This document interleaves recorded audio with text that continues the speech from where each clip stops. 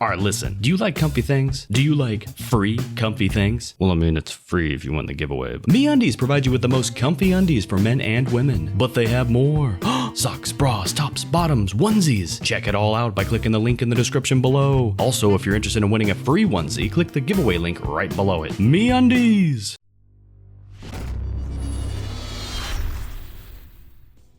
What's going on, everyone? Kami here. We're back with another Coach Kami. That's right. This one's going to be a submission from one of my subs on Twitch. His name is MNes, or MNesMTG in Game of the Paladinos, MTG Magic the Gathering. And I noticed his Discord picture is of Delver. Pretty cool. Shoutouts to MTG players. Shoutouts to MNes. Before we get into his gameplay, just want to say if you want to submit your own Coach Kami, just be a sub to me on Twitch or in the appropriate tier for Patreon. Send me a message on Discord. You can find my Discord link in the description. You can find my Discord name just by typing in KamiVS. But now, let's jump into the gameplay. First, we're going to be looking at the draft. First thing I noticed down in the chat section, MNes starts off with a nice little, what's going on, everyone? You know, I prefer tank and support. And that's a great way to start off ranked. Yeah, you kind of keep this mentality of, you know, I'm cool, I'm lax, I'm here to have a good time. And what's funny is this chat is full of the high and the low, the opposite end of the spectrum. You have MNes starting off very solid, introducing himself, saying what's going on. Then you have another person like Grazzy saying, boost skin, please. Been there. Now I will say this, boost skin is a very, very good thing for certain champions. One specifically is Victor, whereas if you get the V1KTOR, the Victor with the I with the 1, or there's another one I think, maybe Reaver, you get a dot or your crosshair when you aim down the iron sights. And any other skins, you don't get one. Pay to win? You be the judge. Let's fast forward real quick to the actual draft, see how it looks. So your team starts off with an Andro pick, even though he asks if anyone's a good Andro. You say nope, I don't think anyone else has responded. So I guess he's a decent Andro, so he's gonna go with the first pick Andro. With the people that are banned right now, Makoa being up seems something. I think I probably would have preferred a Makoa pick over that, but Oh, and I probably should mention, this current game of MNes is in Plat 4. They're going to answer back with a Torvald and a Grok. That is a very, very weird combo to me. Not really sure what the type of... Because with Torvald, you usually want to have a flank. You want to have someone that's aggressive, and Grok is... Well, it can be aggressive with the ult, but mainly wants to sit back. Maybe he's going Maelstrom. We'll have to see how the rest of the draft pans out, because I don't know if he wants to go heals or DPS. As for MNes' team, a Drogos and a Ruckus. A Drogos early on like this opens up the possibility of a counter. Yes, Grok was already picked, he could be DPS, and he's like, I only have one more DPS slot. And they kind of have the counter to if they want to go a sniper. But still, I think Drogos could have a really rough time doing anything if they end up going Kinessa or Strix or something. It would be a lot on Androxus to be able to dive in the back line and get the sniper. And if they do a good job of protecting the sniper, and by they, I mean the enemy team if they get one, could spell bad news for the blue team. A good job here, MNes asking if General can support. He says yes. You guys are looking good right now. They end up picking an Inara, and you actually ask if you want to take another tank, and they say, yeah, you're good. So it looks like they end up going Inara and Sky, and you guys respond with an Ashe Saris. And you ask if you want to go another tank, or if you can go another tank. They go, nope, please do. So some good communication with the team, and I think that's important to have a successful ranked career, if you want to call it that, a good track record. But sometimes you just get put into a game with a bunch of babies and children, and just it's not fun, and you can't get around it, and all they do is argue with each other. How do you get around it? You don't. It's just don't let it get to you. As for your comp, let me see if this is your final comp. It is your final comp, and it looks like the other team is ending up with a Genos as their primary healer. This feels weird. Androxus can blow up on the Sky and pretty much one-shotting her with a click and a right click. Drogos can blow up the totem. They don't really have an answer for your Drogos. There's no answer. The Sky, yes, coming around, but she's gonna have to go a long way to get to her. The Ashe pickup, I like their tank setup better, with the idea of Inara being the point tank and Torvald being the pocket for the Sky. With your team, you don't really have a point tank. So for you, the Ruckus is mainly going to be the DPS, and you're going to need to be more of the main tank, and while the Ruckus is the off tank. All right, let's see what they end up going. Battering Ram. Battering Ram giving 90% damage reduction and CC reduction when up in the, let me look at the loadout real quick. When you're shoulder charging. So, Heavy Metal, level 3 for an increased 450 health. Reduce the shield cooldown by 0.5 seconds. Percussion, giving a little bit oof on your kinetic burst. And then reduce the cooldown of your shoulder bash and give you an additional 40% damage reduction for 2 seconds after using shoulder bash. I don't know if I like Vanguard. I'm not. Let me first start off saying I don't play a lot of Ashe. I told him already I'm going to be able to help you a lot, hopefully on the positioning. But when it comes to specific tech with Ashe, and specifically loadouts, I don't know. But I don't know if I like Vanguard, especially if you're going more of a main tank route. Not that you are planning on doing that, but this is what I think you might need to do, unless you just want to play an incredibly aggressive comp, kind of centralizing around the Androxus, but then you have the Drogoz that needs to kind of keep up too. Having the damage reduction with the shoulder bash, with the talent, usually means you're probably going to be dashing out using it.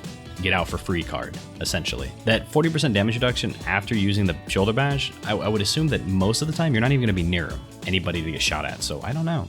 Oh, and by the way, something I would suggest, me thinking that you want to go more main tank, I'd probably go Fortress Breaker. Fortress Breaker with maxed out ramparts and maxed out kinetic burst reduces cooldown if you hit someone. Keep in mind that if you use it and your shield is not down, when you pop it up, the shield's cooldown does not proc, does not start. So you want to wait until the shield cooldown starts, then you want to rev up your right click, then you want to click it, and you can reduce the cooldown by a lot to keep your shield up just all the time, and it's insane. Like, the shield is massive. All right, so you're taking a look through the people's talents, seeing what they're going. Defiant Fist, Void Abides, Rocket Barrage, and I believe Combustible. Yeah, Combustible.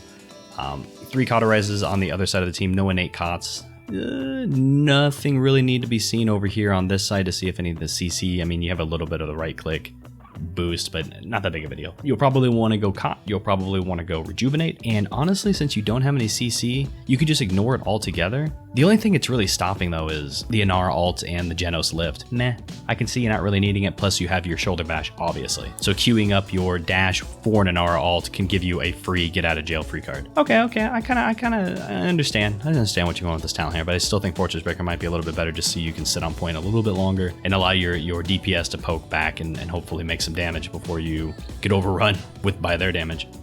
You're gonna go with Cot early on. Ashe is a good Cot dealer. She hits pretty much everything in the vicinity of her. It's pretty easy to shoot with her. Now as you're running in, let me think. I think you probably want to go high ground, push across. You're gonna have the Inara to deal with, but she might go to point. If the Inara goes to point, you'll definitely want to push through. Putting the shield right there, since it goes down, you got to be a little bit careful of that. Now the shield is completely useless, and you didn't follow it. You're not putting any pressure on them right now. And Androxus just got to pick on the Genos. You would definitely want to push through, and you would want to blow up on that Sky. You have your shoulder bash up. You're going to have your percussion up. Use that, because the Sky is going to get a lot of damage in with Debilitate coming up right now. There goes all that damage. You did end up getting your shoulder bash out, and you're able to back off. And Androxus helping you guys out. Now you guys have the advantage. It's time to push.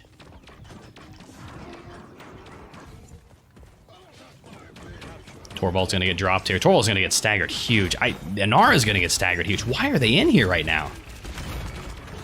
Huh. They definitely should have either died a lot sooner or regrouped. And I like this aggression. Both of their tanks are down. Let's just get the damage out. Even look for a kill. You can be aggressive, but just keep in mind that your Ceres is Void Abides, and she needs to stay up with you. And the farther you go up, the more she has to push up and not be on the point. She should be the one on the point for sure right now, though, because there's no one shooting at her, and you can keep all that aggression and all that DPS up at the front just to get them dismounted. Try not to die, and you're doing a good job at not dying right now. A shield right here would be good, and a good dash back to be able to stay alive and get to the Ceres heals. Putting up that shield a little bit quicker probably would have negated about half of that damage being thrown at you. And the Drock is Maelstrom, so you'll want to try to keep split, and if you want to aggress, be a little bit more aggressive. Like right now, you'd want to push on that. Well, Grok just died anyway, but you'll want to be a little bit more aggressive on that Grok.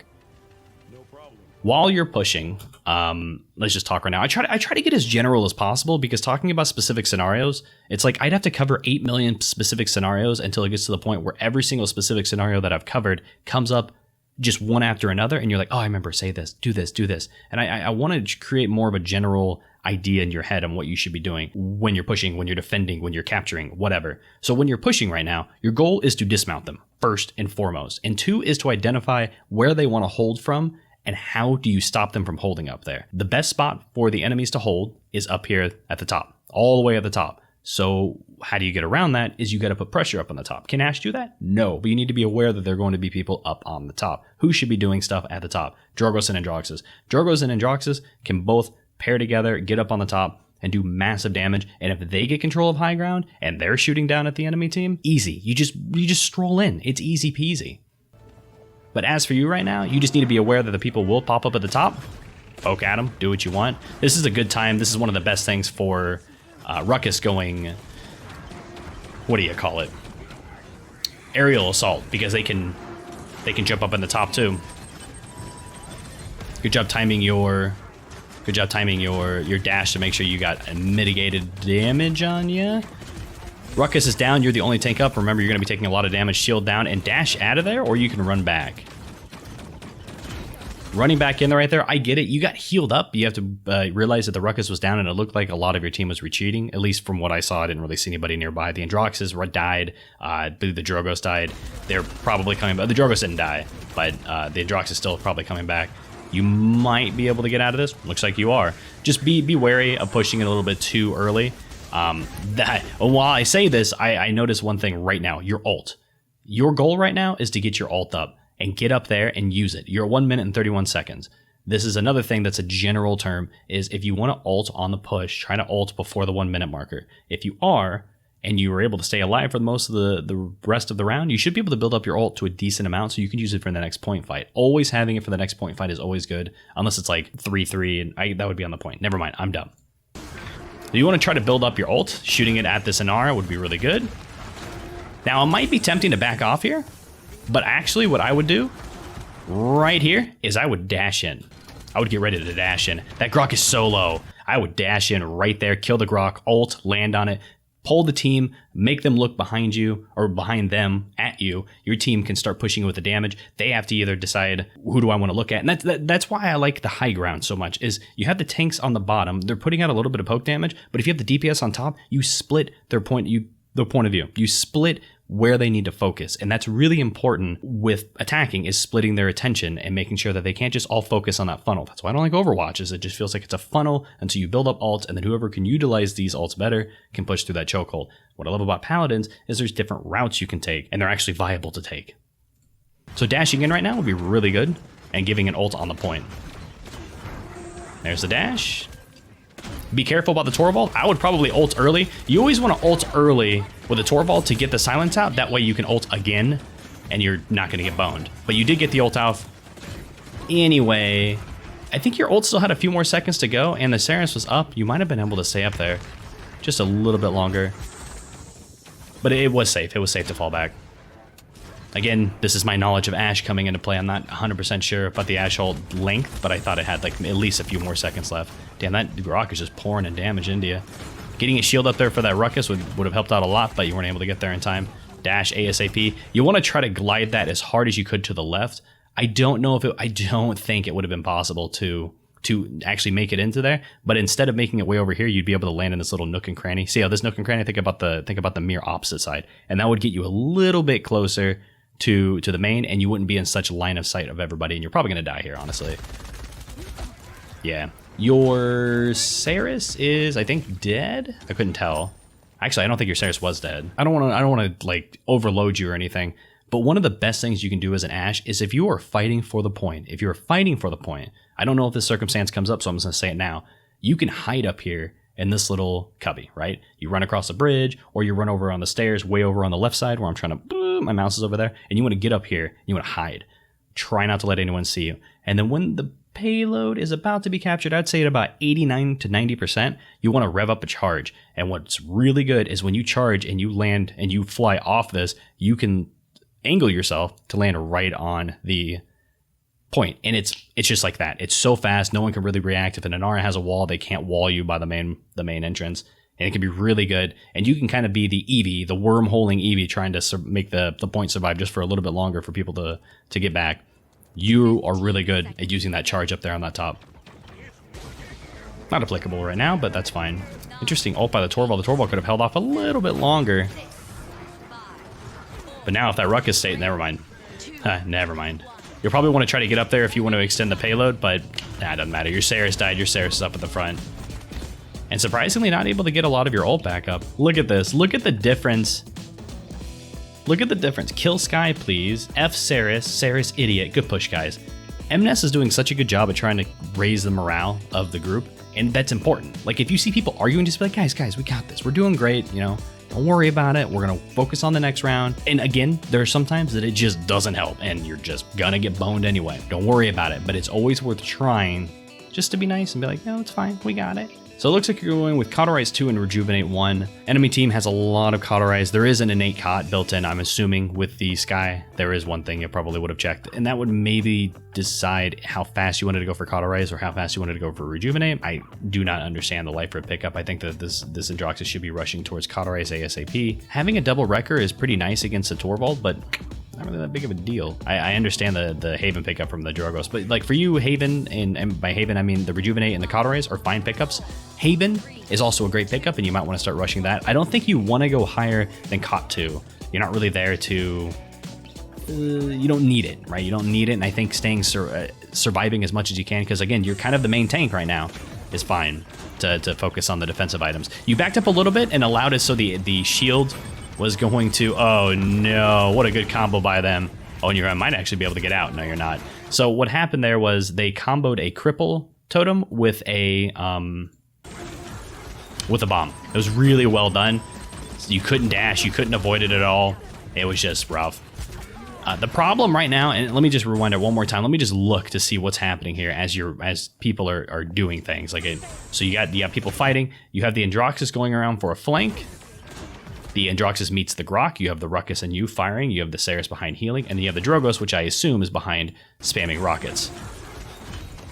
There's just not enough damage coming out fast enough for you to be able to counteract this combo happening. That being said, though, the Androxus coming around and flanking and the Sky coming in was a suicide. Like, the suicide was there. Grok couldn't 1v1 an Androxus. Surprise, surprise. And while you might go down here, I think that your team still has the advantage. So it's fine. Big Ruckus ult. Oh, God. Dude's doing, like, 180s and stuff. Rejuvenate, fine. Rejuvenate, Haven. That's where you're going to want to go. Oh, that was close. It looks like you are instead saving for... I don't know. Maybe you're going for COD 3. It's not the worst thing in the world. I just think this going for more defensive items is going to be your best bet. Putting a shield up here to help your Ruckus would be good. Good job. Keeping that COD on that Grok is a good job. Make sure she can't heals there. You could not dash to mitigate the CC and the damage. That was just rough, dude. The crippling is killing you. Thank God resilience is getting changed so it reduces the actual percentage and not just the duration. Still no item pickup for me. That is fine. Maybe you're just going for that COD. It is 1-1, you have time. Oh, this is a perfect example. So, for example, let's say your Drogos isn't punching a Torvald in the face and you aren't having the advantage. You can still do this right now if you wanted to. I don't think it would be good. I think you might want to have a better chance of just running in there on your horse. But this is the angle right there. You'll want to sit right here in this back left corner, and then at the moment, you want to peek your head out, charge up your dash, and then dash, and you'll land on this wall, and then you're near the point. It's perfect. But right now, I would just run in and save your dash so you have it for survivability on the point fight. No shield needed yet. I mean, shield down there is fine, but you weren't really taking that much damage. I probably would have waited a little bit more, especially for that crippling totem to go down. Finding someone to deal damage right now, this is one thing that I tend to try to avoid doing, and I see people doing, is when you get crippled, a lot of people just jump and then just want to spam their left shift, and that's all they're focusing on, or whatever your movement key is, but you're crippled. While you're running, try to focus on the fact that you can still shoot, and if you shoot, you get people low, then you deter them from the mindset that, hey, I can peek around and I can shoot this person for free. Might make them not peek, and then you kind of mitigate the damage. So don't freak out when you're crippled.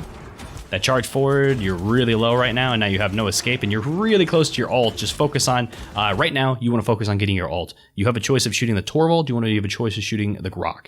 In case anybody doesn't know, if you shoot shield, you do not gain ult. So you'd want to be shooting the Grok right now. Your number one goal right now is to get the ult off.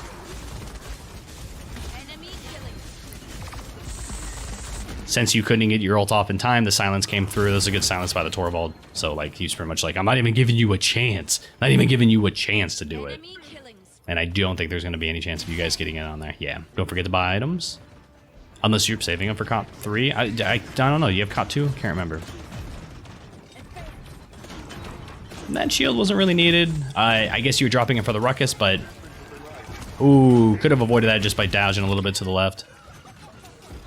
Your Ruckus is down. Your Ruckus is just dying, dude. Sometimes certain classes or certain champions can seem bad, but it's because they're playing it up against a bad champion composition. A Sky and a Ruckus, like you guys don't really have anything to block stuff. You don't have a Terminus to throw up his Siphon out of the blue for the Maelstrom Grok. You have a shield, but you're not going Fortress Breaker, so you don't really have the cooldown reduction. And Ruckus is just a walking Maelstrom me, please, daddy. Sky, that thing just melts with Debilitate. He's got no like shield to block it. It's just a shield that's its HP, so that it gets affected by Debilitate. It just shreds him, right? So picking a Sky or picking a Ruckus when a Sky is picked could be bad. That being said, Ruckus does also have the rockets to make it so he reveals them. But just keep that in mind. Keep that in mind to everybody. That sometimes a class or a champion itself can seem bad, but it might just be the comp that's really bad. You're not gonna make it. Yeah, I would have chosen to go to the left side to be a little bit more safe. But that was a big chunk of damage you could have avoided. That would split second opportunity, split second decision. You can push right now. The Torvald is down. The Inara was down, but she's coming back right now. There she is. I would push on that Grok over there. One spot that's really good for Ashe, and it sucks because you're not really a main tank, or like usually Ashe isn't a main tank, is percussioning over here, your kinetic blast. So always keep that in mind. Always think of places that you can, especially if you have a knockback, where can I cheese? Because hitting one button to knock them off the map and it's just over is so good. You hear the horses to your left. I would have ran over to the left and waited to kinetic blast if anyone ran through. You want to back off here. And again, just look for a kinetic blast on the left side. It's an easy, like Torvald can literally do nothing about it. You could even look for a charge. Oh man, they're getting pounded. Jorgos, I think, had a hot Spitfire.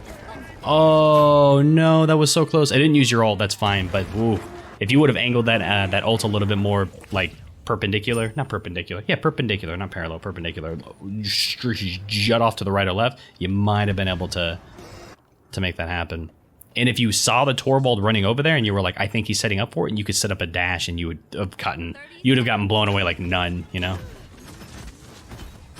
I see what you're trying to do. You're just trying to get the guy to back off. Now you're going to try to shield the Sky. At least try to kill this guy for her. She probably ran to the right. She's going to be over by the right side. Yep, way over on the right side. You can push on him with the Androxus. There you go. Androxus got it down. Always be okay, you know, just pushing a little bit, especially if your DPS is out there alone. Always be okay with doing that. Right now, you are stacked with your tank, and that's not good. I'm not saying it's on you, because you should actually be up by the payload, and the Ruckus should be up by the top. But if the Ruckus is just like pounding in through the mid, be like, all right, buddy, have fun dying. I'm going to go over on the right side and be annoying as hell. The other note, though, is you have avoided by Ceres, so that's understandable. It's the last few seconds. Everyone's going to be piling onto the point. That's fine. But in general, you want to try to stay split up among tanks and hold different, you know, angles and make sure that the enemy team can't just run in through a certain path for free, like the left side, which you guys didn't let that happen, and that's good. Another reassuring text done by MNes. Great job, everybody. Androxus says, you rock. All right, this is looking good, man. Looking good. Invite me to Plat 4. I want games like this. All right, we're running back in. I didn't see what items you got, but you did use some items. I think you might have gotten either... I think you got Rejuvenate. Looks like getting flanked over on the right side. Keep that in mind. A good knockoff would be good here. I'd get my Kinetic Blast ready and look for that Grok.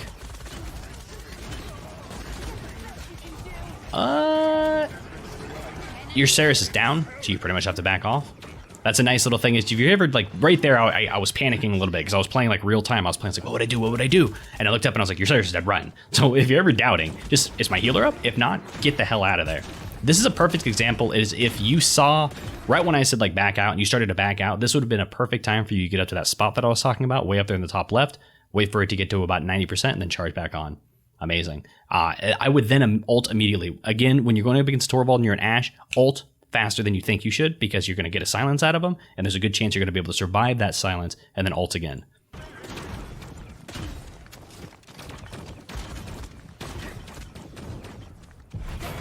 I was like, I hope the Inara's not there to wall you off.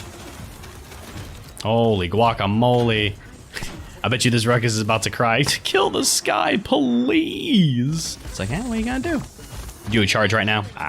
You're just trying to get him off the point. I maybe would have looked for a dash just to stay alive a little bit longer. You could have done it into a person. That would have been fine. Did you buy Cauterize 3? Looks like you bought Cauterize 3, actually, now that I look at it. Yeah, you bought Cauterize 3. That's fine. I know someone in chat said that you needed more Cauterize, so, you know, need it? I'll get it. Oh, sneaky, sneaky. Look at your life. Look at your life after one debilitate and a few left clicks. Isn't that insane? There's another debilitate. Now look at your life. I wouldn't shoot right there. I probably would have played it cool. And just stood there. And there's some times where you can just get, oh no. Where you can just get free out of combat regen and they don't know you're there. It works sometimes. That debilitate almost killed you as you were typing things. Or not typing, but using the VGS system. And I swear, some of the VGS commands are just so obscure and so hard. It's like VVGG, VVGVG, VGVGT. And I'm like, okay, what's that saying? No, it's like, do you want to go out for a date sometime? It's like, oh my God. Again, you want to be looking for the knockoff over on the left side. I'd be going for a dash right now. Look for the Torvald. Ooh, nope. Get crippled. Good shield down there, and you're staying alert, you're shooting. That's good, that's good. Your Ceres is up right now, so you can kind of stay, but you need to be wary that your DPS is down, your Ruckus is down, that charge in forward. Try to angle yourself so the rock, you can block it, that's fine. Holy guacamole, got 2 down. That's better than I thought you were gonna do. That was very, very aggressive, but it works out because your Ruckus was able to get out, get back and start pouring into people. Haven pickup from you, that's legit. I think I probably want to see you try to max out Rejuvenate, because point for point, I think Rejuvenate is probably your best bet right now after you got Cauterize maxed out. You heard this guy behind you over on the left side, and this is where you probably want to try to help out your Androxus. You could go for a charge off here. I would rev up your right click, and I would just hide. I would just literally hide over here on the right here so you're not taking poke damage, or at least you're not giving it a target for Maelstrom to bounce off of, and just get ready to knock someone off. There it is. Ooh. Sometimes you rev it up, they're not there for you. That's fine, just wait. You keep shooting, that's good, that's good. You're getting damage in, you're not just completely jumping around and panicking. That's okay. So that's not that you like took my advice from this video that you haven't seen yet, but it's good that you maybe recognize that while you're playing and you're just like, man, this is a waste of time if I'm just jumping around like a silly person. Ooh, I would be shooting at that Grok ASAP. Make sure to get that Cauterize on him. You have Cauterize 3. Do not stay. Dude, I would drop a... So this is a great time where I would drop a shield in front of you to make sure you mitigate as much damage as possible. Backtrack into the payload so you're getting near it, because tanks need to get near the payload, especially when they're about to cap. And focus on the Grok, because the Grok is in the back. The Grok is going to be the easiest one to pick off. And you're kind of doing that. You're getting off to the... You're getting back there, but you kind of ignored the Grok, and the Grok should be easy picking right now. Oh, she didn't drop the wall. That would have been a big kill for her. There, shooting the kinetic blast. You had it revved up. That's fine. It was just like, what else am I going to do with it, you know? It's a bummer the kinetic blast does less damage than the regular shot.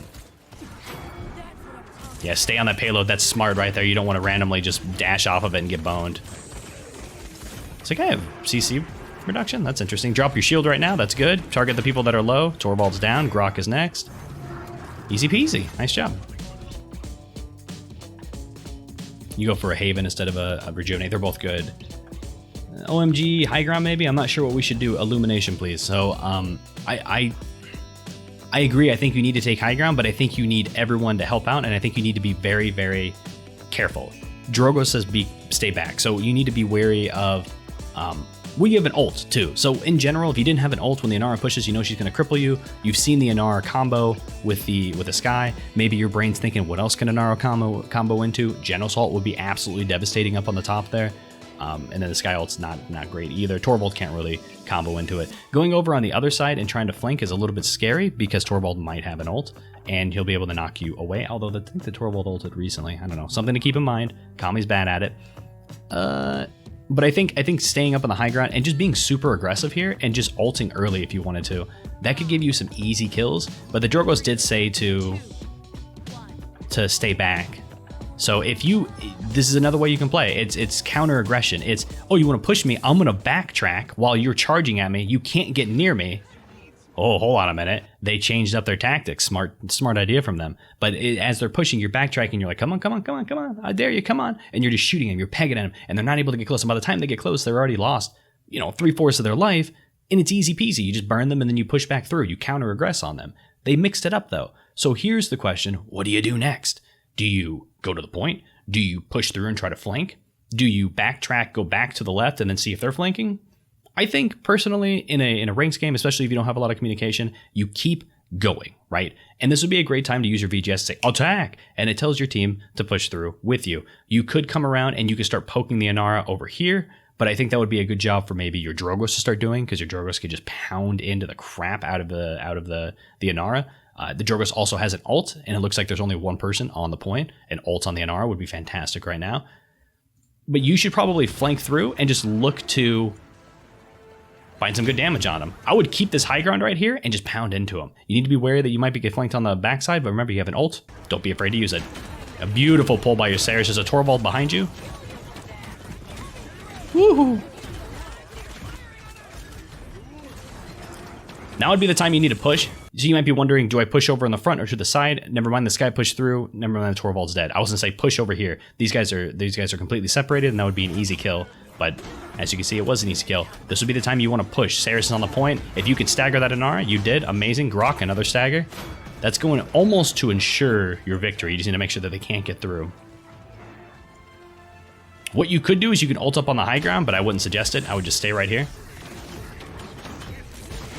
I would let that happen. Screw it. Get ready for your ult. If you need it, don't need it. Easy peasy, baby. Easy peasy. Well, looks like it was Plat 3. Plat 3 on their way to Plat 2. It was a good game. So let's get over to the stats. 56,000 damage, 25,000 shielding. You're not going to be expecting that much shielding coming out from a non-Fortress Breaker Ashe, because she's not going to have it as much and it's not going to absorb as much. 56,000 damage isn't bad.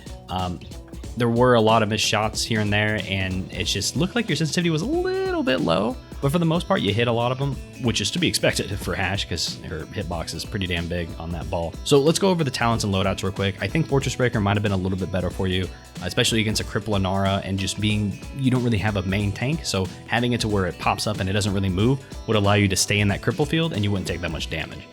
That being said, you did use the shoulder bash a couple of times really well, so that helped out a lot, but I think the Fortress Breaker might have been a little bit better just so you could have your shield up more and you could be more aggressive with that right click, reducing the card cooldown of shield. And that kind of, feeds into the loadout. Like I said, those cards will be really good, along with reduced cooldown on your shield. As for your items, going Cot really early, they were wanting more Cot, but honestly, I don't think Cot is that big of a deal when you're going up against a Genos and a Grok. Grok was Maelstrom. He pulled out 18,000 healing. Their Genos only had 83,000 healing. I don't think rushing for that Cot 3 was that beneficial for you guys. Your team was calling for it, and I respect your go-to group attitude, but I think it would have been better off going for Haven and Rejuvenate earlier and staying at COT 2, because 300 credits is a big investment.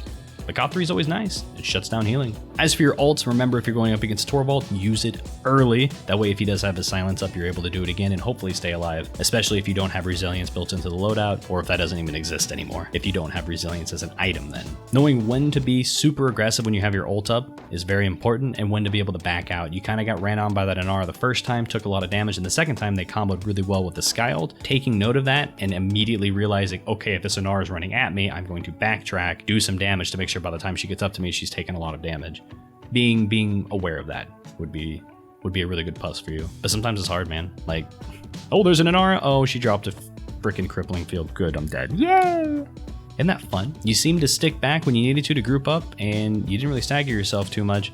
A few times where you didn't really know what you wanted to do, and by the time you made the decision of doing it, it ended up not being worth it. Whereas if you made that decision right away, it would have been worth it. Does that make sense? Sticking to a plan from the get-go is always good. Being hesitant is not good. Like I always say, if you're going with a team and you all are doing the wrong thing, it's better than half of you guys doing the right thing and half of you guys doing the wrong thing, because at least you guys are working together. I want to thank MNesMTG for submitting in this Coach Kami. Much love to you, but I am gonna head out of here. I hope you enjoyed it, and I'll see you next time. Hey, thanks for watching. I'm not gonna be one of those people who asks you to like and subscribe, so I'm not gonna ask.